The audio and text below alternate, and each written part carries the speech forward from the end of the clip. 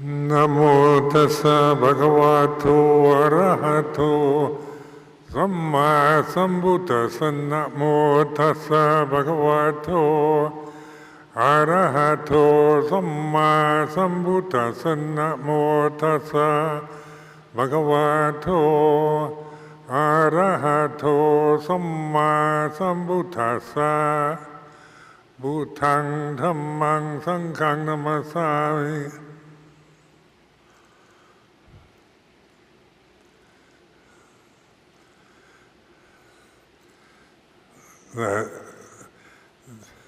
This is auspicious time.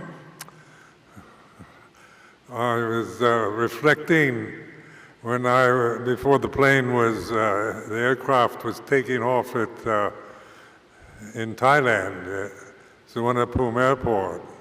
I was reading in the Thai Airways book about Singapore is celebrating 50 years of independence.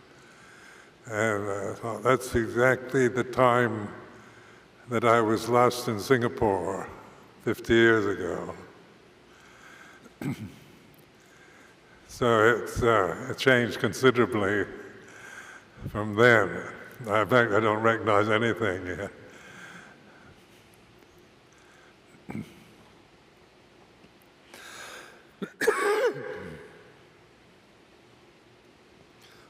But this is an occasion I was invited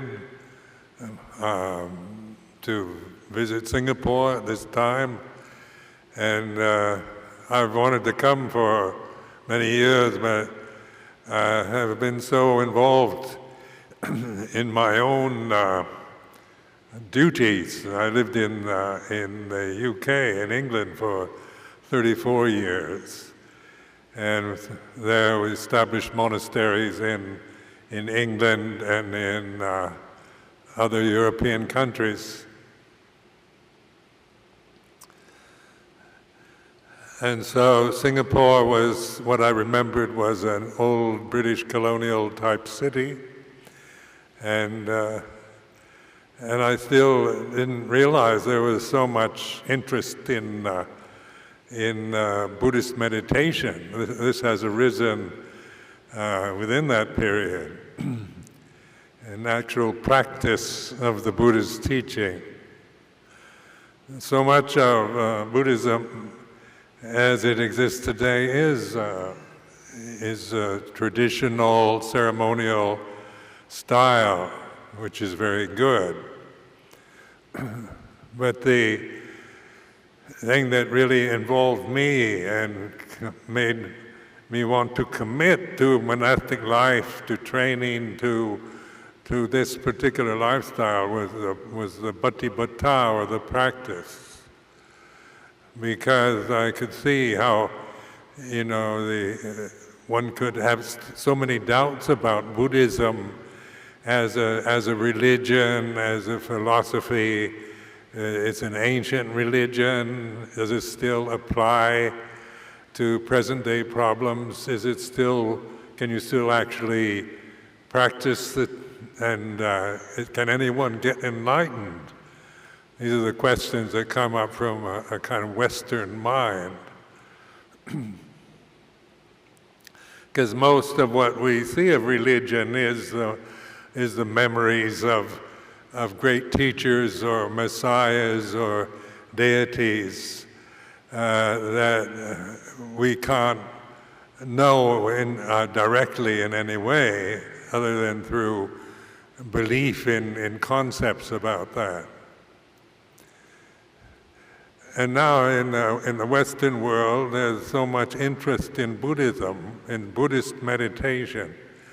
And this should be very important to all of you who live here in Singapore, because it's easy just to take Buddhism for granted as part of a cultural heritage, or just see it as a ceremony, is what you perform when at birth, marriages, deaths, and so forth. And not to criticize that, but if it's just dealing with the surfaces of societal changes and so forth, and it's lost its thrust, its power to actually liberate us until we actually practice our patipata, in the Pali word patipata.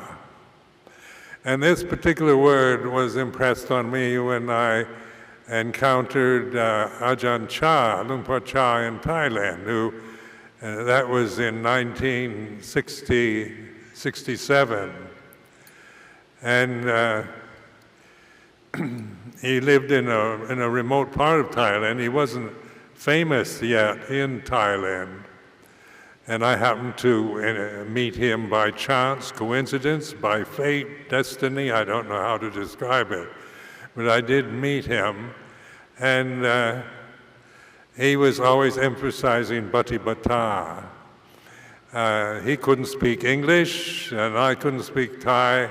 There was a language problem. But through the several monks who could interpret, I began to hear this word a lot, patipata, putting into practice the teaching of the Buddha. And Ajahn Chah was always very clear about practice, and he didn't seem to have any doubts in himself. He was a very clear, very happy kind of person. And the life itself in those days in northeast Thailand in the 1960s was still very backward. There were the roads were not developed. Most of the villages had no electricity. They were rice farming cultures, and northeast Thailand is very famous for its devout monks. And of course I didn't know this when I went there, just as I said before, through destiny or fate, I ended up in Ubon Ratchathani in northeast Thailand. But patipata is, in the Buddha's teaching, when he gave his first sermon of the Four Noble Truths after his enlightenment, as when you chanted the request for me to give a desana this evening, Brahma Sampati, when the Buddha was enlightened, and the Buddha thought, what I've learned is not dependent on words. You can't really teach it. It's not like a metaphysical idea or a philosophy. So he said, there's no way I can actually teach this reality to anyone. And then, according to the Pali tradition, Brahma Sampati, which stands for the Lord of the heavens and of speech and so forth, requested the Buddha go forth and teach for the welfare of those that have only little dust in their eyes. So that was the catalyst that set forth the Lord Buddha to go out and to give his first sermon in Sarnath.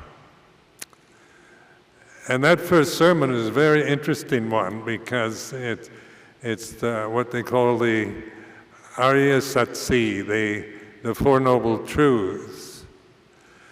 And these Four Noble Truths were the teaching that the Buddha first delivered to his 5 disciples, 5 friends, 5 monks who he had been practicing with for many years, but who still hadn't realized through patipata anything.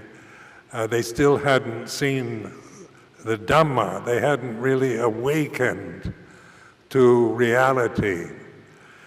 They developed maybe psychic powers or abilities to concentrate the mind.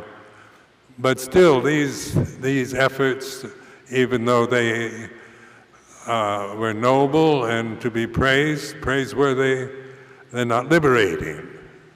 So what is it that the Buddha realized that was liberating him from all delusion? What is it that he realized? What came to him in that moment of enlightenment when he saw Dhamma, or reality? I like to use the word reality as an English translation of Dhamma, because it's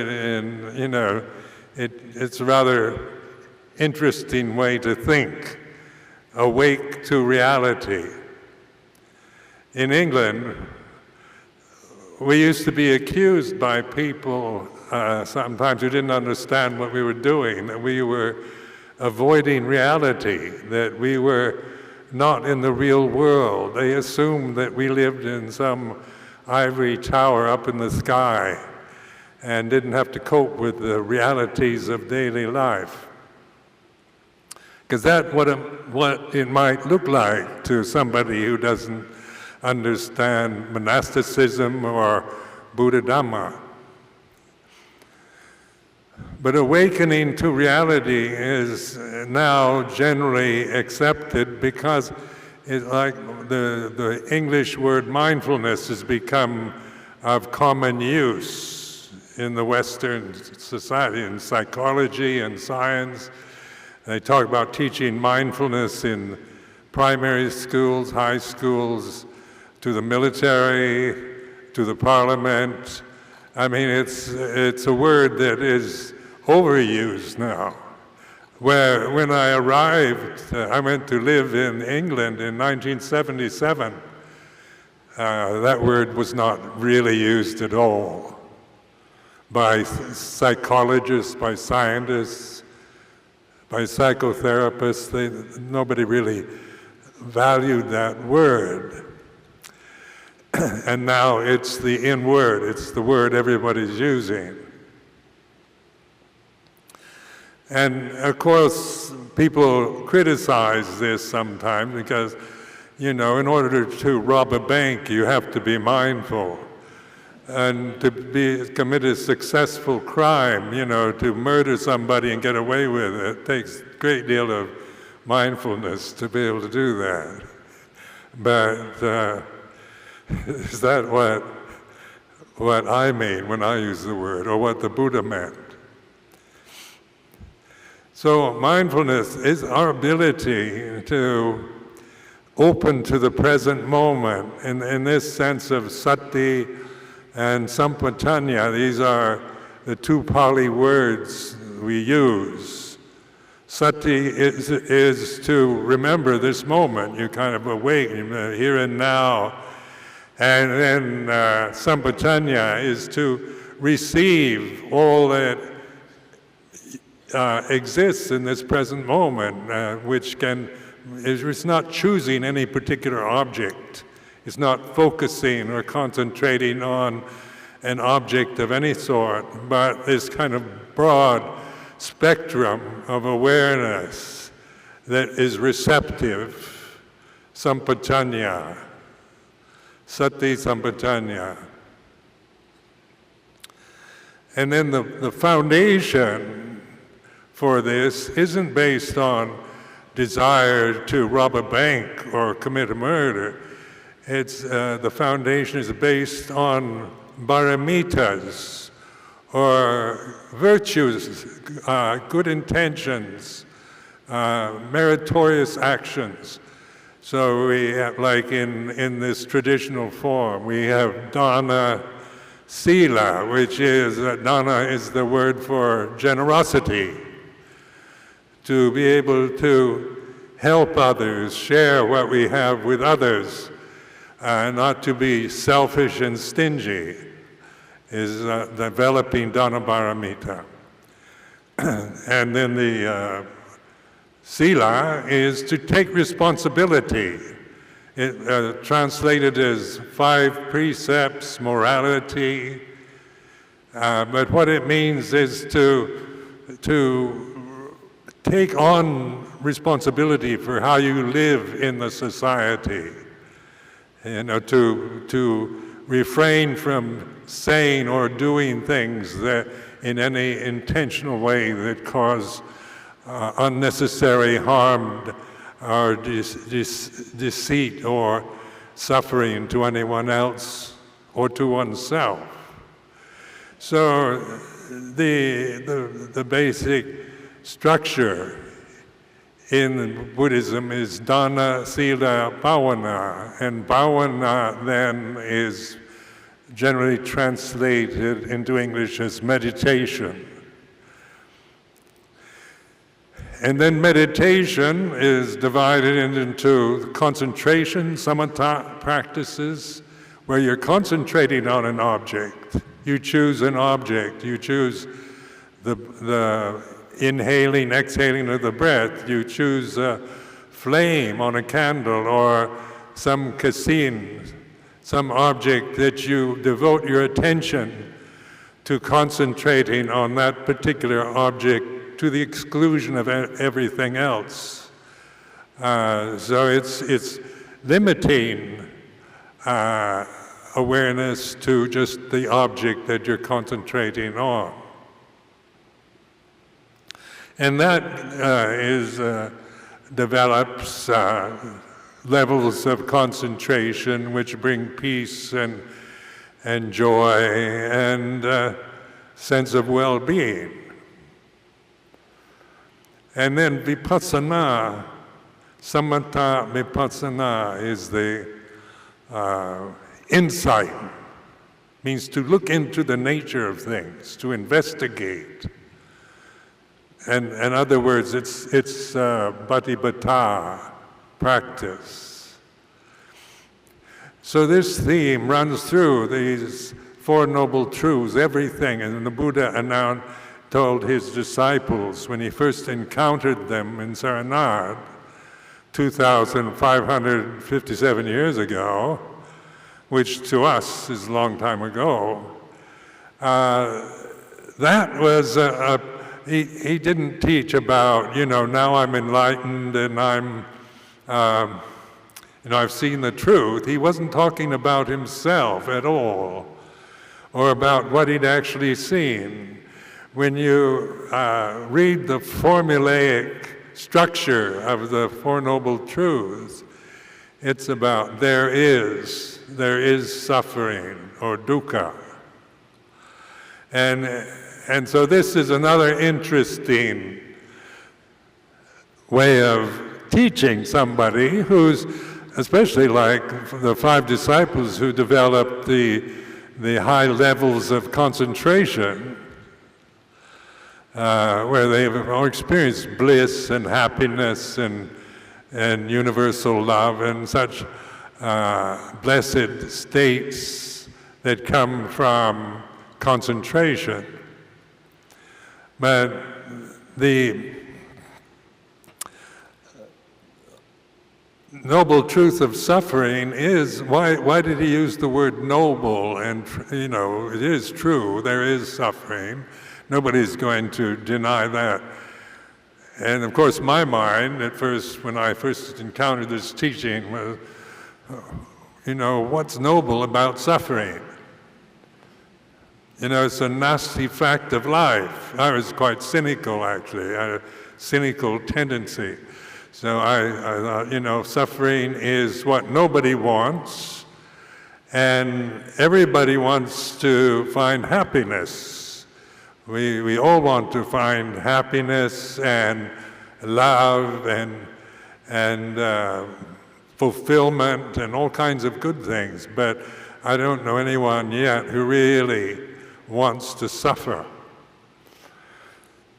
And yet the Buddha, in his very first sermon to these cultivated disciples, gives this teaching, there is suffering, and then he says it should be understood.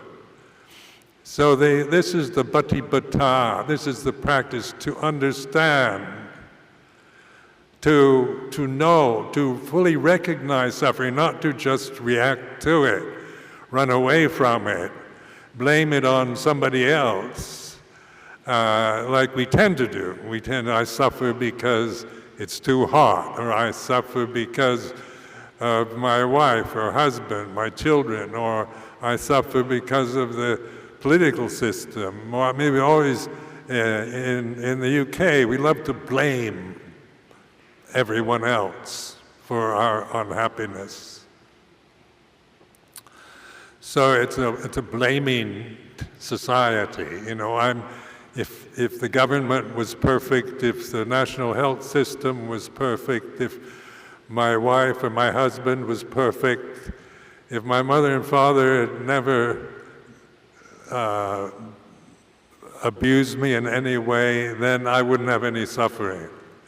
But even if that all came true, you still suffer, because there's this not understanding, not having developed wisdom, not having looked into the nature of things, even under the best, the most auspicious and pleasant conditions we can possibly expect as a human being, there'd still be dukkha, or suffering.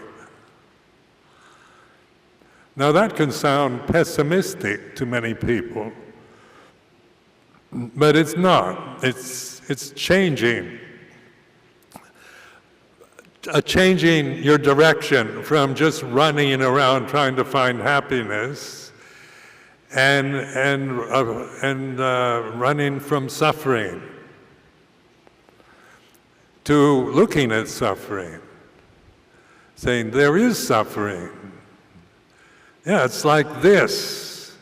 And when I say it in this way, it's not like liking it or approving, but you recognize that the mental state, you're not looking at suffering as if it's happening out there. You're not blaming the weather or somebody else. Not that. You're looking at your consciousness, the reality of consciousness in the present moment, and we can realize the doubt, the fear, the resentments from the past, the anxiety about the future, worry, dread, disappointment, despair, grief and loss. All these are part of a human experience. And then all of us have to deal with old age, with sickness, with the death. We have to cope with the loss of loved ones, seeing our parents grow old and get feeble and die. It's just a part of human experience. And yet we suffer from this because we see it. We don't want it to be like that. We don't want to see our parents get old, get sick, and die. Or we don't want to have that happen to ourselves. It's a time now where the foolishness of the present age is, to find eternal youth through plastic surgery or laser treatments or vitamins or whatever, that you hope you can extend your lifetime for a longer period and still look fairly attractive. But in terms of the reality that all human beings face is that we all cope with the changing, inexorable change of conditions, what's born, what grows up, what gets old, and what dies, is just the nature of things. That's natural phenomena.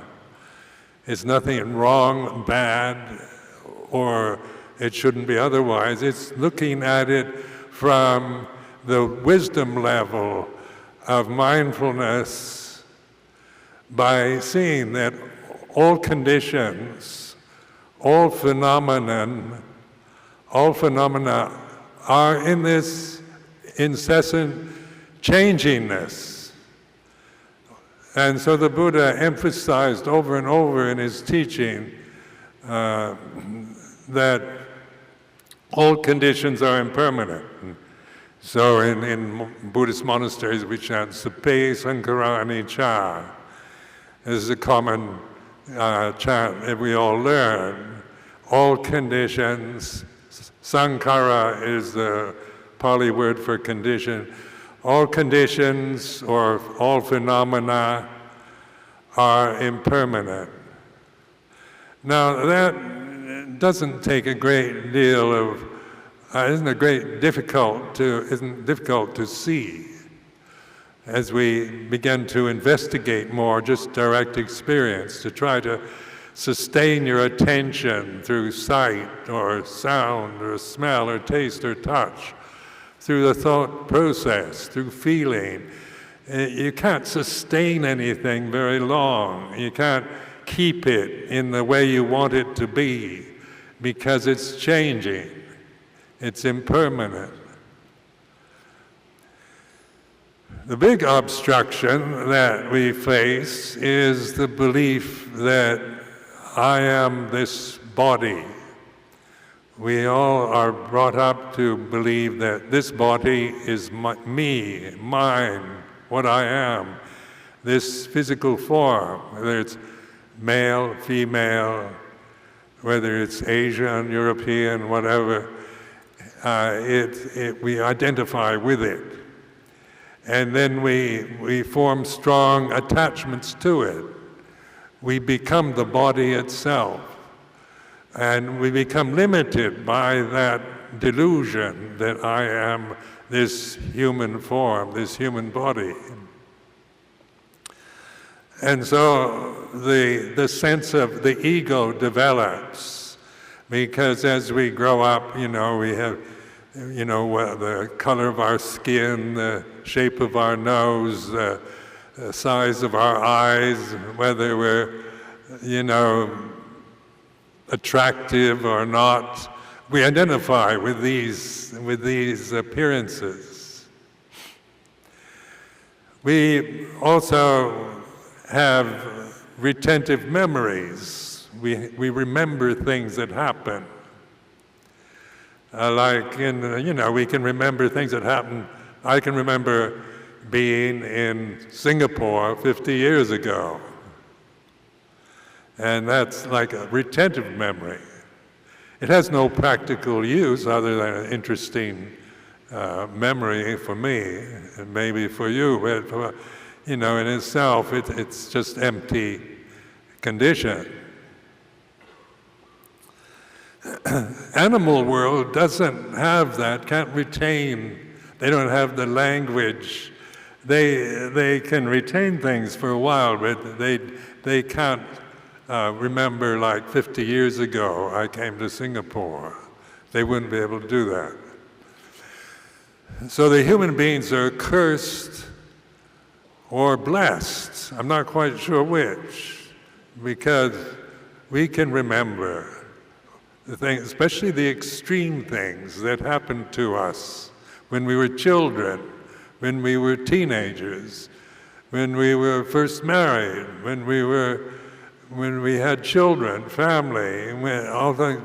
We remember the happy moments or the unhappy ones. We remember failing examinations or being humiliated or abused by somebody else.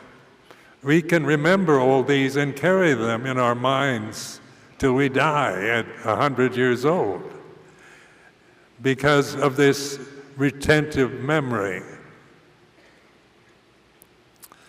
So many people suffer from resenting the fact that they were, weren't treated fairly when they were children or that, and carry that into middle age, old age, and die with that perception.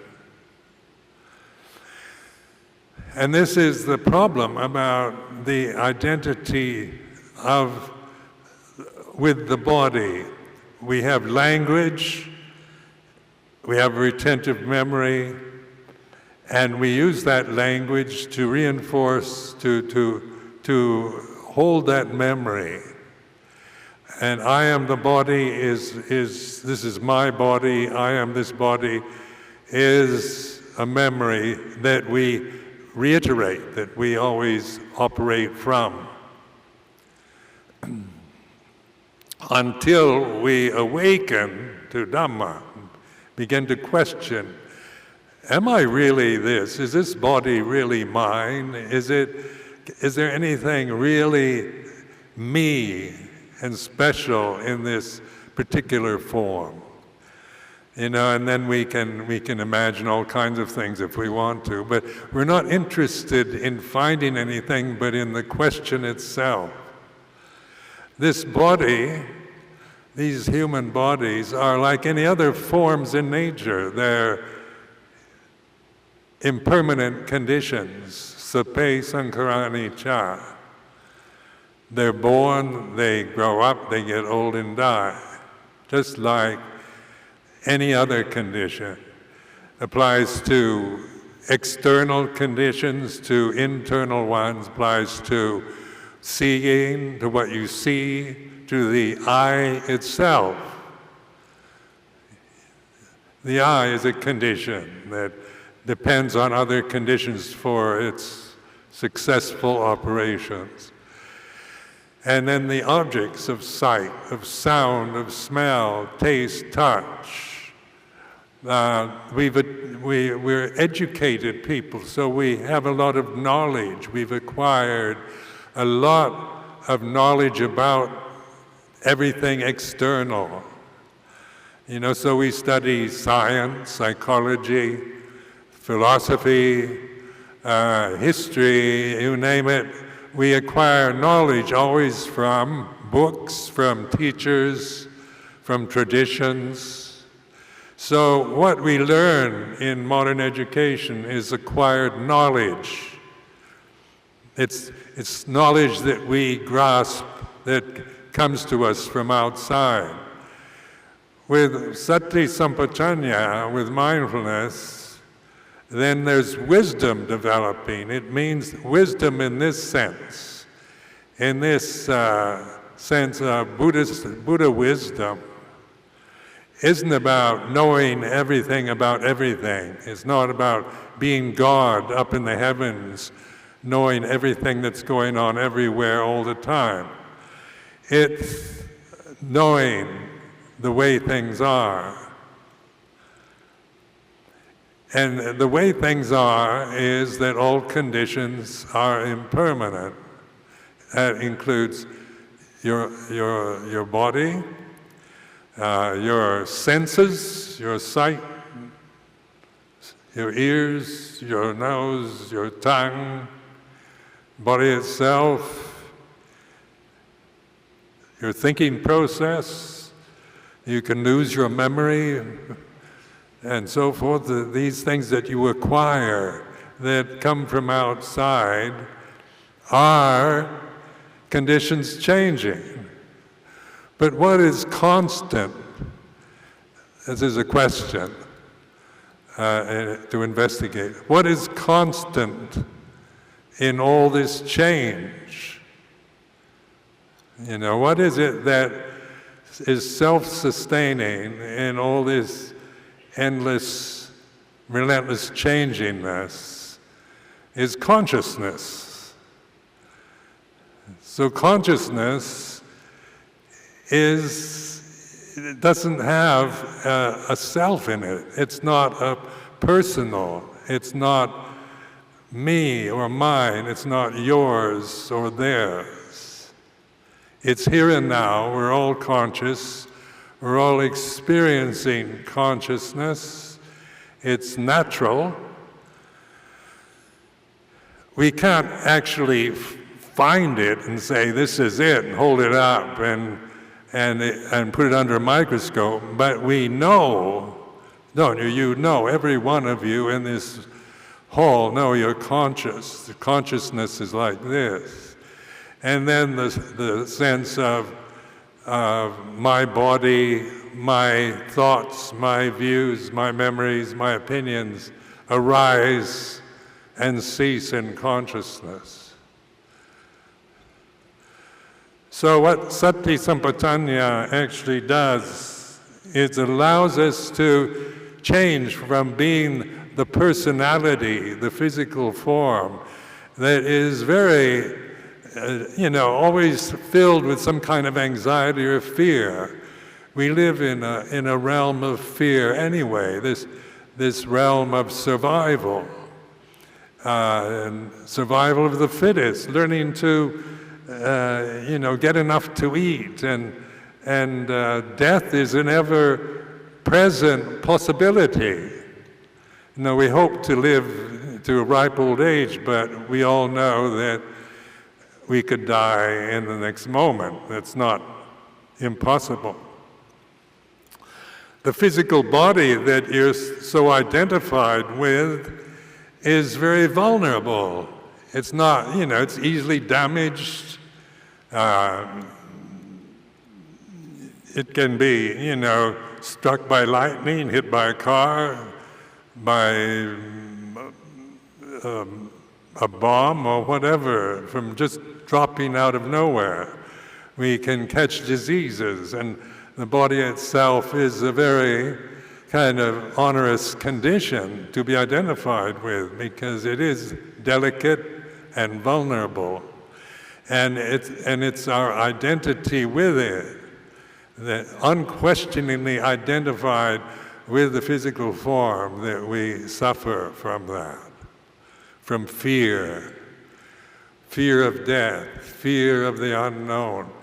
Fear haunts the human consciousness because of what? Because people aren't awakened to Dhamma. They haven't awakened to it. They merely operate from the conditioning they've acquired, from cultural conditioning, social conditioning, religious conditioning. We all have we're from different ethnic backgrounds, different cultures, different religious backgrounds. These things are, infinitely variable. But we identify with being Jewish or not, or being black or white. Strong identity is the gender, being male or female, is a very strong attachment that is very much emphasized at this time. Being East or West, Asian or European, being American or British. And I'm American by birth, but I have dual citizenship, so I'm a citizen of Britain and America. And then the question is, what are you? When people ask me what nationality, I never quite know what I should say. Am I British American, or American British, or just American, or just British? I think it doesn't matter. These are just concepts and problems that I can create in my mind around identity with the perceptions that I prefer to identify with. But this awareness then, this awareness of mindfulness allows us to see, to investigate our attachments, our habitual blind attachments to identities, both mentally, emotionally, physically, that are the cause. This ignorance is the cause of this suffering. Now, in the Buddhist teaching, it's ignorance. It's not the conditions themselves. The conditions themselves are the way they are. They change. And they are unsatisfactory in this sense. Sape sankhara anicca, sape sankhara dukkha, you can say. It's all conditions are unsatisfying, unsatisfactory. They just lead to more desires, more fears, until we awaken to Dhamma. And this, in terms of the Buddhist teaching, is a very clear pointing. In the very first sermon, it's complete in itself. It's a brilliant discourse that still applies to all of us in the present time.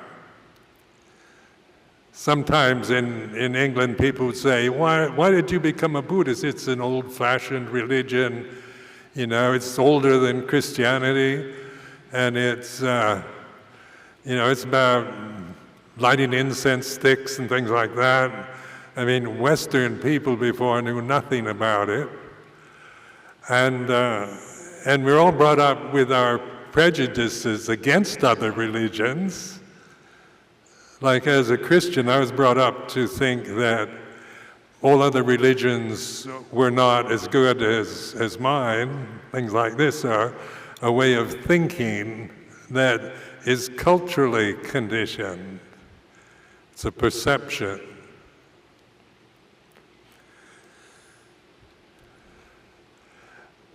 But in the years, this will be also my 49th year as a bhikkhu, as a monk. So most of my life, I've had the very good fortune of living within this structure, this very traditional form, as I was trained in Thailand, in the Thai forest tradition. But the main point hasn't just to attain a new identity. It was never just to become another Buddhist monk, Thai forest monk, or anything else as an end in itself.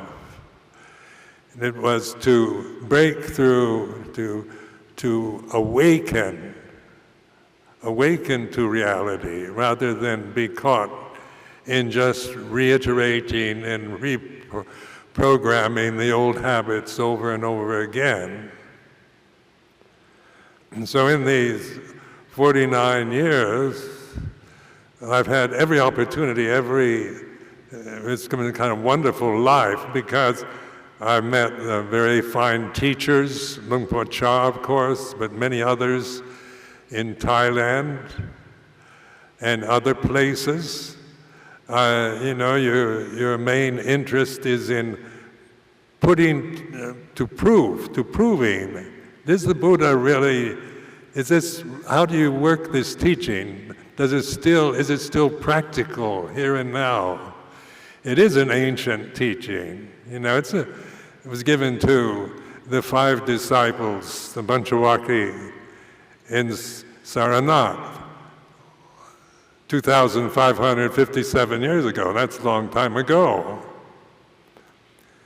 And why in the Western world, in the European, American settings that had absolutely no interest before, why have they suddenly become interested in vipassana, in Buddhism, in mindfulness? Why is that? Because the Four Noble Truths is not about culture. It's not about Indian culture. It's not about Asian society. It's not about an ancient time. It's not about anthropology or archaeology. What the Buddha is pointing to is still accurate. There is suffering, isn't it? It's not changed. It's not. That has not changed, and the suffering of the present time is not really that much different from, no doubt, from the time that the Buddha actually lived. And then he just gives practical advice. Suffering should be understood. To understand something, you have to accept it. If you're always hating somebody and running away from them, you'll never understand them. So to understand suffering, you have to look at it, admit it, notice it, investigate it, see that suffering is impermanent. It's not ultimate reality. But there is suffering. It arises and ceases, has a beginning, has a cause, and it has a cessation, and there's a way, a path that we can actually cultivate in this life as human beings, in which we don't create suffering. And this is bhavana, vipassana, insight meditation. We actually become thoroughly acquainted with this teaching so much and applying it to just the ordinariness of our lives, the daily life experience, say, in my case, in a Buddhist monastery. So this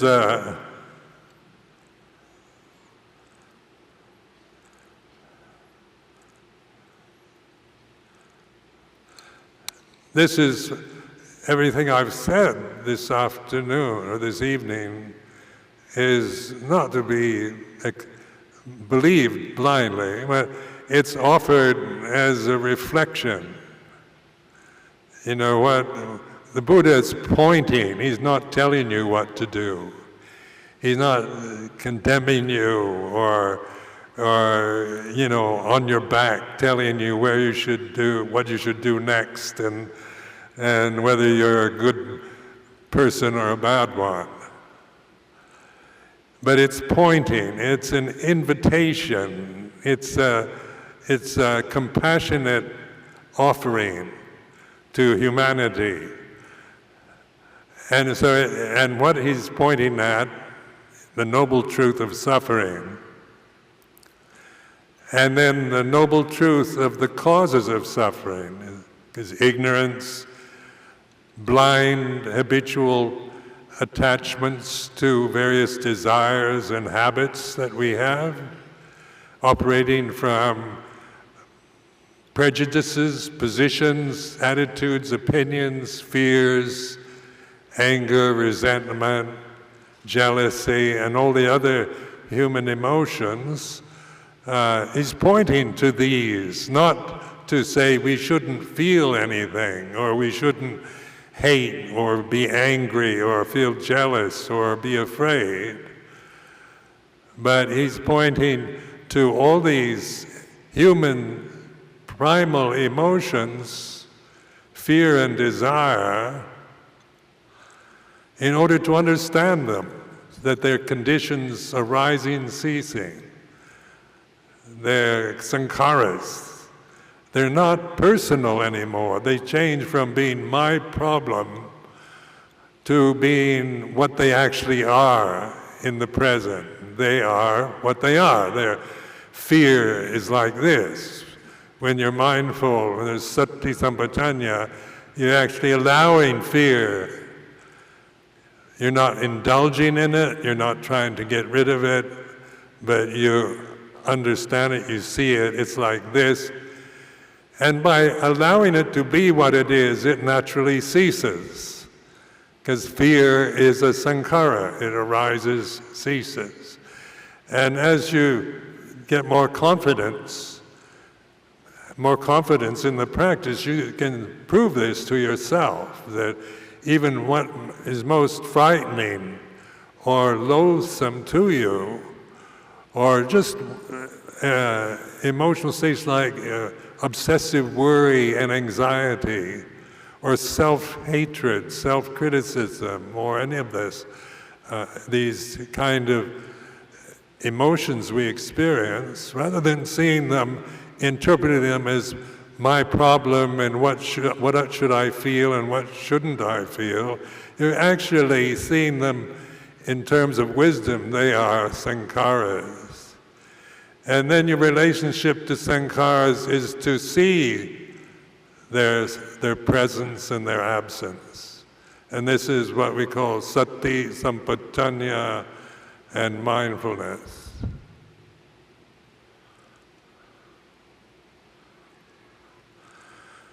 Now this is all quite provable. I'm not talking about Buddhist theories of practice or what various Ajahns have told me or talked to me about. I've had the opportunity to practice it myself, to find out whether it works for me or it doesn't work for me.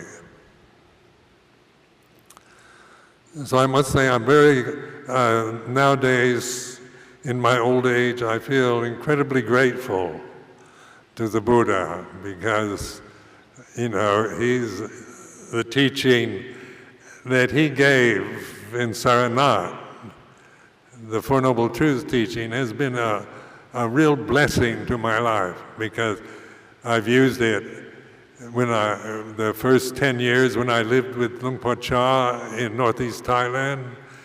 I applied it to everything that happened to me. It was frustrating at first when you're a foreigner in Thailand where nobody speaks English and you have to learn another language. Coming from the States, I'm from California, so it's a kind of totally different attitude in society than saying northeast Thailand in 1966, 1967. Brought up that period where, just do what you like. There's no boundaries for behavior. It's freedom and self-assertion and all this, and rights, human rights, individual rights. And so you're full of yourself about these high-minded ideals. But in the monastery, Luang Por Chah's monastery, it was all about duties. You had to, you're ordained as a monk, and then you have to perform duties based on seniority. This goes against everything, the whole California zeitgeist. It's not part of the expectation there. So there was a lot of frustration and confusion, but due to Ajahn Chah's ability, he'd get me to look at my anxiety, my conceit. We're in America, we're brought up to be conceited.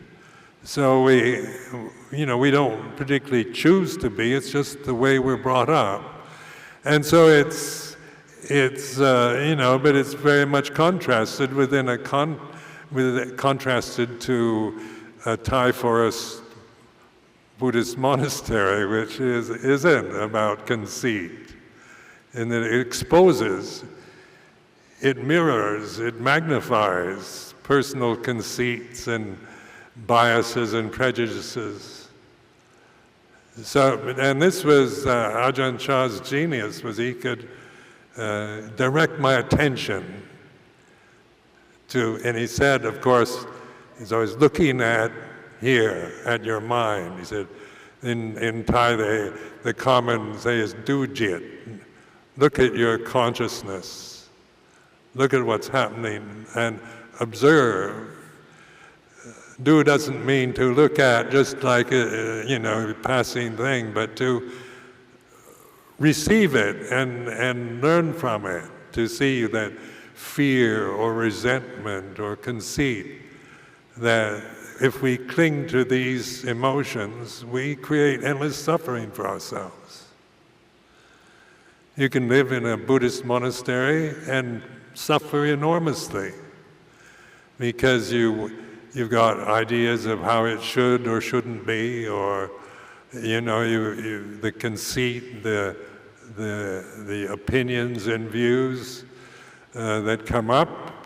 But Ajahn Chah had the ability to get me to look at that. Since I couldn't understand the language for a couple of years. You know, when he'd give formal talks, I could never understand what he was saying. But I could get that much from his direction. Dujit, look at the mind state. And then looking at that is to understand it, not to judge it, not to identify with it, but to see it. It is what it is. It's a condition arising, ceasing.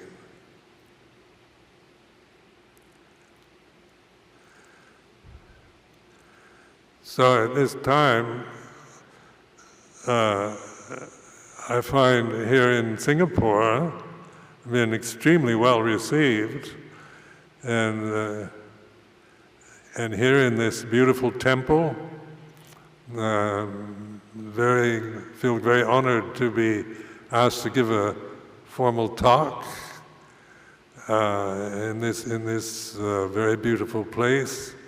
And the abbot was very welcoming, and this touches the heart, makes you feel good. And you can observe that when you're the object of respect, and people are trying their best to help or support or do whatever to make my life pleasant. Certainly it is heartfelt.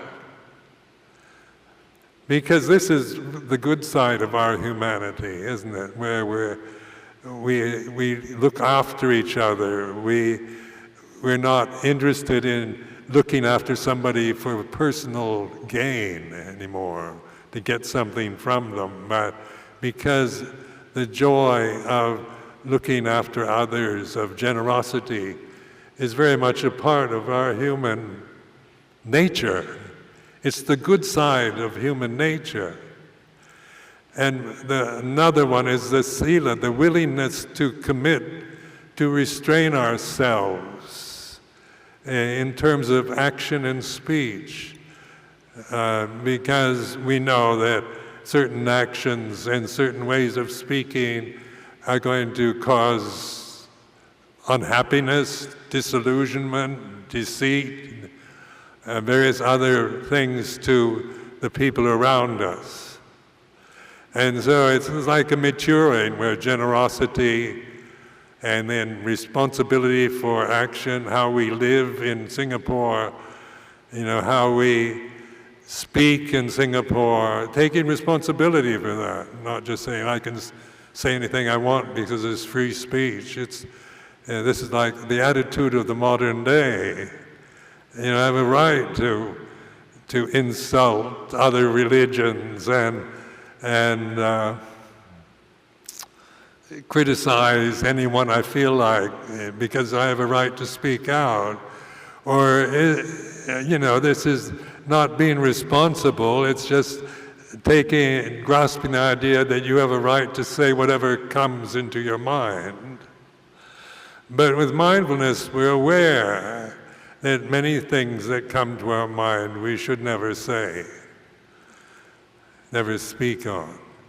Many desires caused through anger or fear to harm or steal or deceive others, we have. They're all part of being human. We can't just have pure thoughts and good intentions. That would be ideal, but because we do have to have the human emotions of anger, of greed, of confusion, worry, anxiety, because we're intelligent creatures, because we have language, and because we have retentive memory, we can carry resentments from one generation to another. I've seen that in Europe, where this kind of vendetta problem of revenge and trying to get even with something, with a family or a group that injured you or your relatives in the past. These are taken for granted as being normal kind of human reactions. But they don't lead to self-respect or peace or happiness. They just lead to more resentment, anger, fear, and anxiety. So when we take responsibility for action and speech, that means we're not going to have those feelings, but our attitude changes towards them from seeing them in terms of what they actually are in the present. If you feel resentful or angry and want to kill somebody at this present moment, you can be aware of it. It is a changing condition. That awareness is aware of change. It's not judging the condition.